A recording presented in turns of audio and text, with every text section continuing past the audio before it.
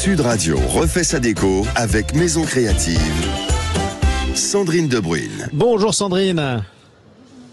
Directrice de la rédaction de Maison Créative. On est en direct, toujours sur Sud Radio à la porte de Versailles à Paris, le salon Franchise Expo Paris. Alors vous revenez sur les tendances de l'été prochain quand il aura fini de faire gris. 3 500 000 piscines en France. C'est le premier marché européen. Vous l'aurez compris, ce matin on parle des tendances de la piscine pour 2024. C'est une vague de bien-être au cœur du salon de la franchise, tout simplement. Écoutez, nous y sommes, la piscine divise, rassemble les familles. C'est vrai que si les enfants sont de grands fans en fait des bassins bleus, l'eau limpide, cristalline, d'une piscine au cœur de l'été, ça fait toujours rêver. Alors au sein du couple, des fois, ça diverge un petit peu au niveau des avis. Plutôt plage de pierre, plage de bois, couloir de nage, bassin, bref, c'est aussi une question de budget. Alors, autant de questions évidemment à se poser, même si certains diront que ce sont des problèmes de riches. Toujours est-il qu'en 2024, la mini-piscine remporte tous les suffrages. Les bassins de moins de 10 mètres carrés connaissent un franc succès.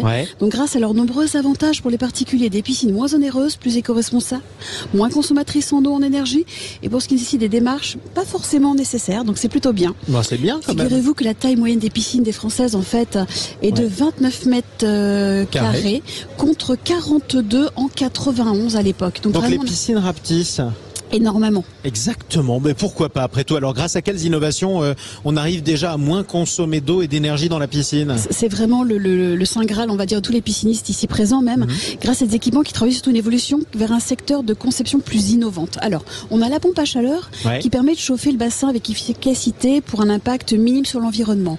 On a l'abri de piscine évidemment qui sécurise le bassin, on a la couverture de piscine plus abordable qu'un abri de piscine mais qui bénéficie en fait des mêmes avantages et surtout en termes de sécurité.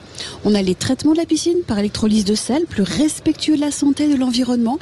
Et puis on a les filtres à cartouches qui font un grand retour sur le marché, notamment grâce à des avantages en termes de consommation d'eau. Donc voilà, tout ça fait qu'en fait la piscine c'est toujours un marché hyper porteur, même s'il a subi évidemment, comme tout le monde, quelques restrictions. On est toujours au cœur vraiment de cette envie des Français. On sent que vous avez envie de vous baigner, vous aussi, ma chère Sandrine.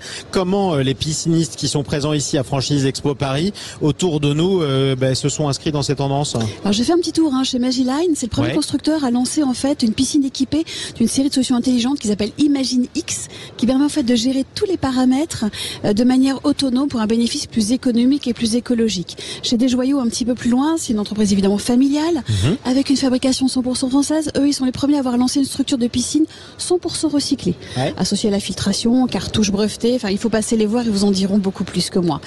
Chez Aquilus, l'offre est extrêmement variée. On est sur des piscines enterrées, rénovation, spa, sauna, hammam aussi, des cabines infrarouges, des accessoires, des traitements de l'eau.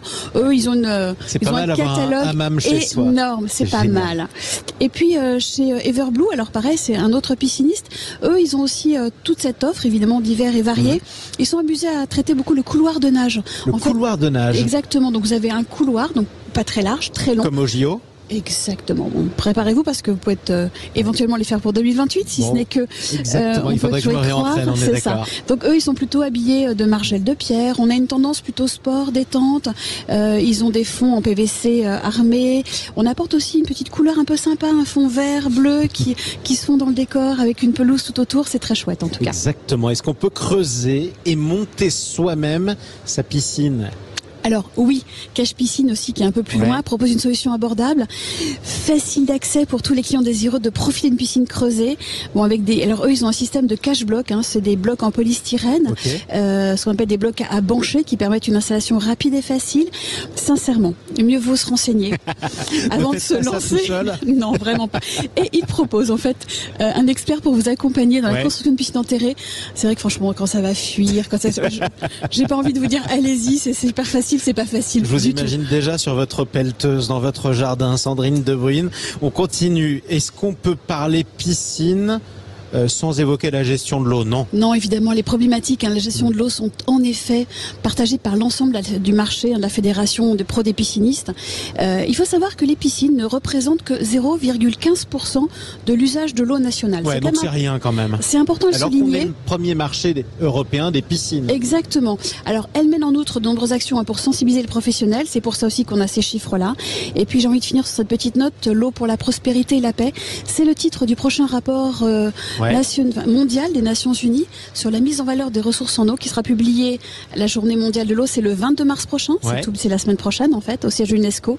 Vous avez raison, préserver l'eau douce et la gestion durable de cette ressource naturelle, c'est pour tout le monde, évidemment. Et même si on a une jolie piscine, on ne peut pas forcément être obligé de comment dirais-je, culpabiliser sur le sujet. On n'est pas là pour culpabiliser les gens, de toute façon. Merci pour tous ces conseils, Sandrine De Bruyne. Trouvez-les sur le salon, en fait. Ils sont vraiment... j'étais étonnée, c'est un super salon.